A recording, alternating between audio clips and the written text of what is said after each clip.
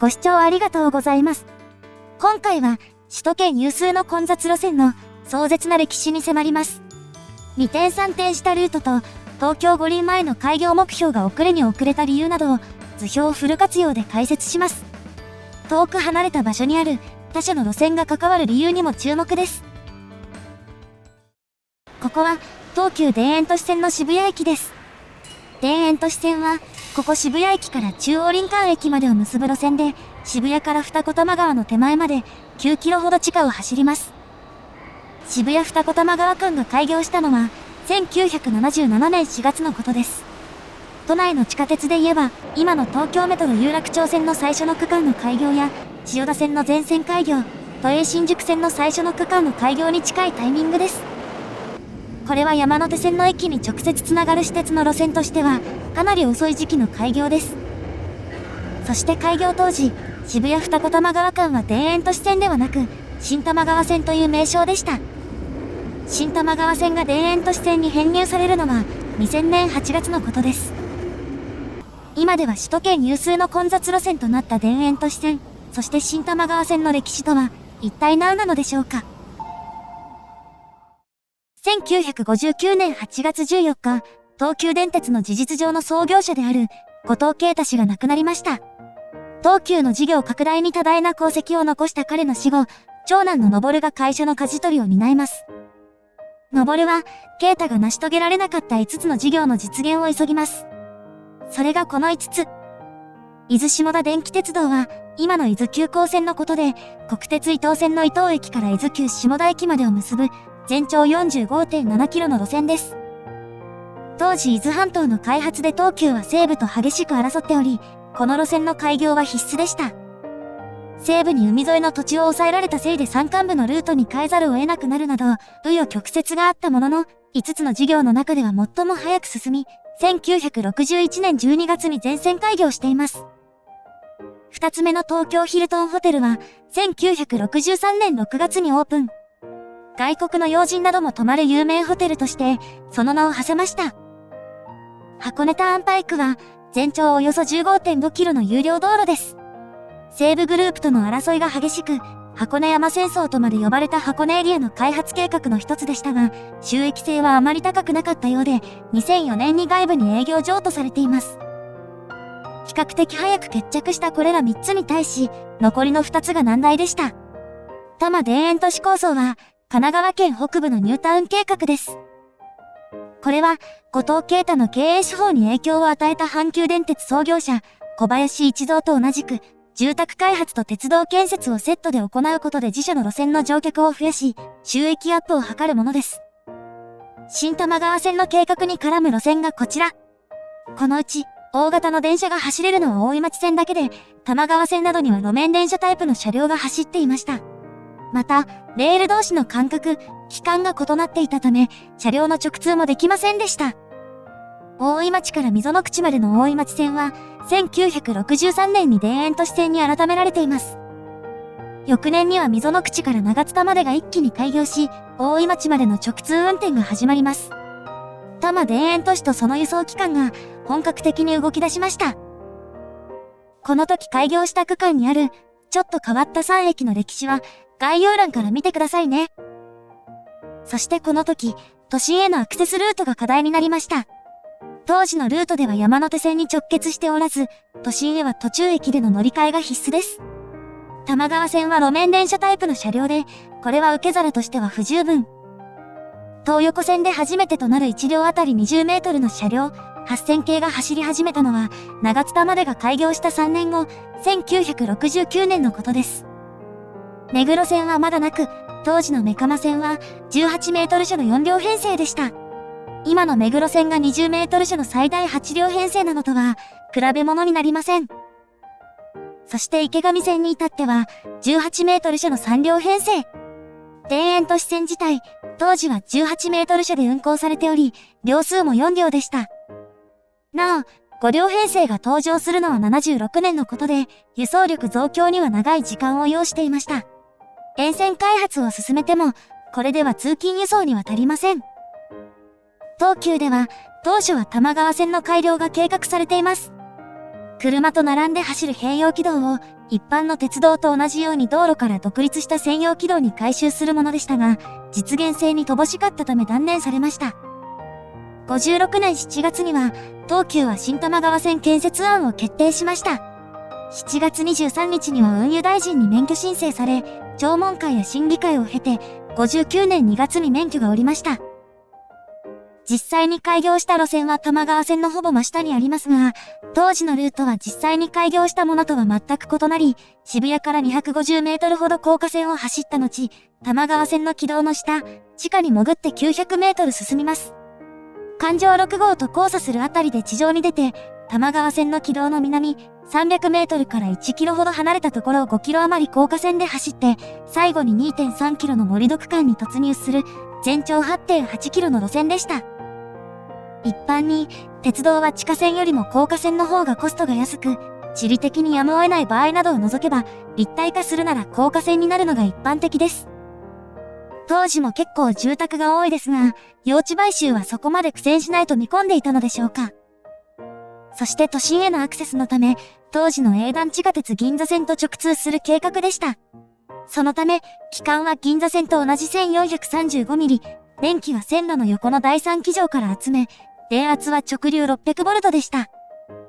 当時計画されていた高架橋は3階建てで、1階には事務所や店舗や住宅を入れ、2階に新玉川線の線路、3階が高速道路でした。さらに、渋谷から江ノ島までを結ぶターンパイクを併設する構想までありました。直線距離でも40キロ余り離れた江ノ島までを結ぶ巨大プロジェクトは、54年には国に免許申請がなされています。当時一般道の渋滞は深刻で、舗装状態も悪かったことから、高速道路が道路事情を改善する切り札と考えられていたようです。莫大な建設費なども災いし、この構想は結果的に実現しませんでした。一方、免許が下りた59年2月は、先ほど触れた今の伊豆急行線の免許が下りたのと同時です。伊豆急行線はこの3年ほど後、1961年12月に開業したものの、新玉川線の開業は20年近く後、1977年4月までかかりました。これは、社会情勢の変化や道路整備との兼ね合いで、計画がたびたび見直されたからです。59年2月に免許が下りた時、ある通達がありました。当時、今の国道246号の都内区間の拡幅工事が決まっていたため、早めに工事ができるなら、渋谷と三軒茶屋の間を地下線にせよというものでした。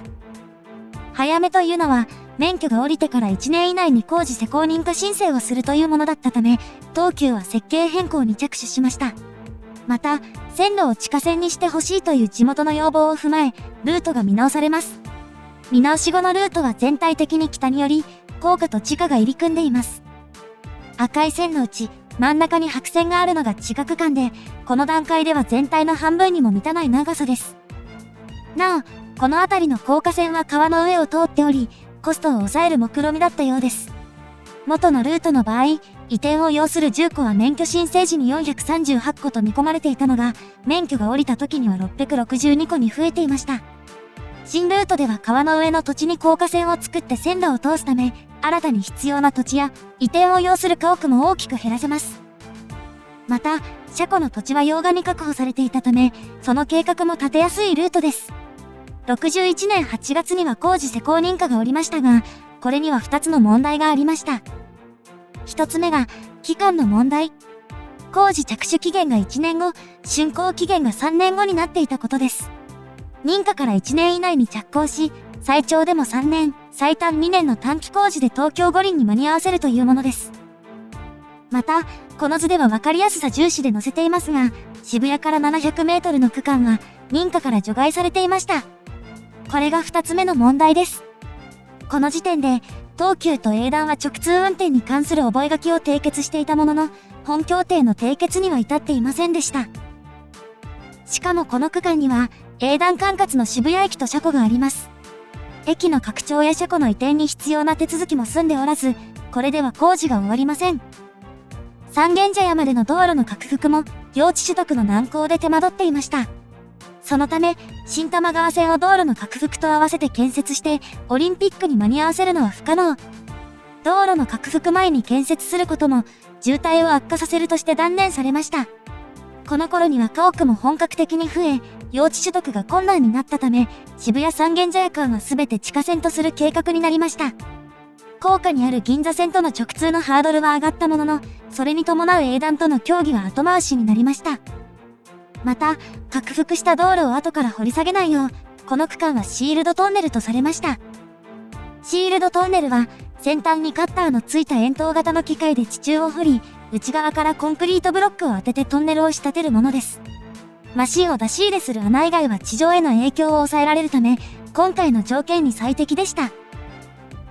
一方、新玉川線の企画と直通先をめぐり、紆余曲折が続きます。実は免許申請の前から、企画を銀座線に合わせるか、大井町線に合わせるかの議論が続いていました。新玉川線の免許申請から間もない56年9月、大井町線の溝の口長津田間が免許申請された際は、銀座線と同じ規格での建設となっていました。ところが、57年11月に路線を中央林間まで延長する申請がなされた際には、大井町線と同じ規格になっていました。つまり、多摩田園都市の輸送ルートは大井町線をメインとし、新玉川線へは、当時の二子玉川園駅で乗り換えるという方針になったのです。そこで東急は、大井町線経由で都心に直通できる路線を設定するよう、関係各所に申し入れます。これを受け、直通路線として白羽の矢が立ったのが、当時の地下鉄6号線、今の都営三田線です。今の都営浅草線、当時の1号線とは、西馬込駅までの線路と、西馬込駅の近くの車両基地も共用する予定だったため、期間は1号線と同じ1435ミリでした。この路線を東急に直通させるため、計画はこのように見直され、泉岳寺から南は東急が建設する路線になりました。大井町線とは直接つながっていませんが、旗の台駅付近を改良して池上線とつなげれば、都心直通ルートの出来上がりです。期間や車庫用地の問題が原因で、協議には4年半の時間がかかり、6号線の都市計画決定は62年6月までかかります。ところが1号線との車両基地共用計画が消えた後、6号線の車庫用地は路線の北寄りに確保されました。そちら側から開業することになったため、東急と線路がつながるまでには時間がかかります。両線の並走区間では、構造上一体的に施工する必要があったのに対し、1号線には本格的な車庫がなく、西馬込までの早期開業が必須でした。一方、両線を同時に施工すると、東急は当面活用されない施設を抱えるジレンマに陥ります。最終的に、東京都は1号線を先に建設することを決めます。両線を別個に施工できるようにしていたようですが、東急は当時、6号線を後から作るのは難しいと認識していたようです。田園都市線が長津田まで開業した直後、66年7月には、都市交通審議会横浜部会から、田園都市線の都心直通は、6号線にこだわらずに検討すべしという声も出ました。一方、東京の地下鉄では最も車両が小さく、輸送力の劣る銀座線を新玉川線につなげることに対し、東急内部からは懐疑的な声が改めて出てきました。しかも1960年代は、都電の廃止が本格的に始まった頃で、国内各地で路面電車は劣勢であり、玉川線の業績は悪化する一方でした。新玉川線の早期開業を求める声もあったため、東急は新玉川線の企画を田園都市線と同等のものに変更。68年1月には、渋谷から都心へつながる地下鉄路線として、11号線が設定されました。路線はその後延長され、現在の半蔵門線となっています。改めて見ると、11号線経由の方が6号線経由より距離が短く、かつ既存の路線の大掛かりな改良を避けられます。68年9月、東急は、6号線の内桐ヶ谷から泉岳寺までの免許を運輸大臣に返納しました。ここから、新玉川線の建設が本格化します。この時課題になったのが、高速道路との兼ね合いでした。当時、首都高速3号線の延伸が行われており、これとの調整が必要だったのです。池尻大橋や三軒茶屋の周りでは、インターチェンジや一般道の立体交差の関係で、橋脚が横に並んでいる場所があります。こうした場所では地上から掘り下げる開削工法でトンネルを作り、かつトンネルで道路の荷重を支えるため、一体的に施工する必要があります。そして首都高速道路公団は、多摩川線の軌道が邪魔になるとして、多摩川線の廃止とバス代行輸送を提案。一方東急は、バス代行によって交通渋滞がさらに悪化するため、ある代案を提示します。それが、高速道路と主張するおよそ4キロの区間で多摩川線を地下にし、設備を新多摩川線に転用しようというものでした。これに対し公団は、地下化はさすがに話が大きすぎるとして、難色を示します。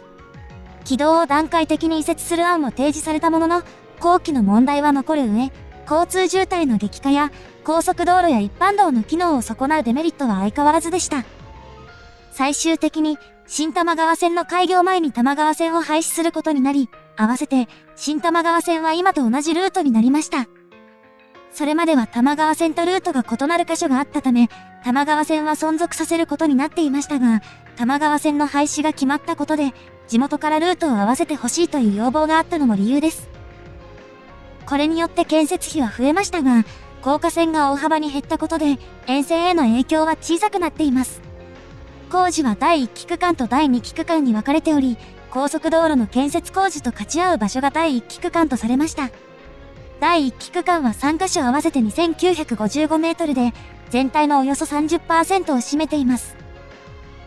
一方、三軒茶屋と駒沢大学の間など、そうした設備がない場所では橋脚は1本だけなので、左右に独立したトンネルを掘ることで影響を避けられます。こうした区間では開削工法ではなく、シールド工法になりました。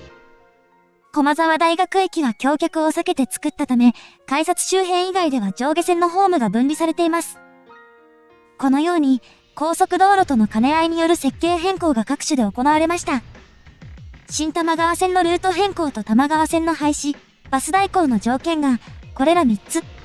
三軒茶屋で分岐する下高井戸線には併用軌道がなく、それが存続を後押ししたと言われており、同線は世田谷線と名称を変え、今も存続しています。一方、多摩川線と絹田線は、1969年5月10日に最終日を迎えました。最終の花電車は30分以上遅れ、渋谷駅には1000人以上が詰めかけたそうです。その後、代行バスの車両や乗務員の手配、折り返し設備の確保などが急ピッチで進みます。大橋にあった車庫用地や用賀付近の専用軌道はバス向けに転用され、校舎は今でも一般道として残っています。あとは開業させるだけかと思いきや、ある問題が勃発します。69年2月、東急が最終ルートと第1期区間の概要を関係各所に説明した後、世田谷区議会議員と駒沢公園駅周辺の関係者から、駅を西に500メートル移してほしいという要望書が出されました。多摩川線は路面電車だったため、駅の間隔が短かったのに対し、新多摩川線は遠距離輸送を担う関係上、駅間距離が長めでした。ところが、駅が駒沢大学から離れるデメリットや、前より駅が遠くなることへの反発などから、このような要望が出たというわけです。一方、旧真中駅の周辺住民は当然のように当初案を望み、地域間の対立も激化。世田谷区長が調整に乗り出したものの、それでもうまくいかず、問題は法廷に持ち込まれます。駅の設計には高速道路との調整が必要で、今から場所を変えることはできません。結局、駅名に駒沢大学の名前を入れること、駅西側で国道と交わる道路を地下でくぐれるよう、地下通路を伸ばすことなどで決着しました。駒沢大学駅を含む第1期区間は、1969年6月から71年12月にかけて施工されています。第1期区間の工事が終盤に差し掛かっていた71年4月、地下鉄11号線、今の半蔵門線の渋谷柿柄町間の免許が、営団地下鉄に対しておりました。これを受け、東急と営団で設備や車両の規格の協議が進みます。カーブを緩くしてスピードアップを図り、通過駅のある列車を運行して所要時間を短縮するため、桜新町駅に通過線が設けられました。ちなみに地下駅に通過線が設けられたのは、国内でここが最初です。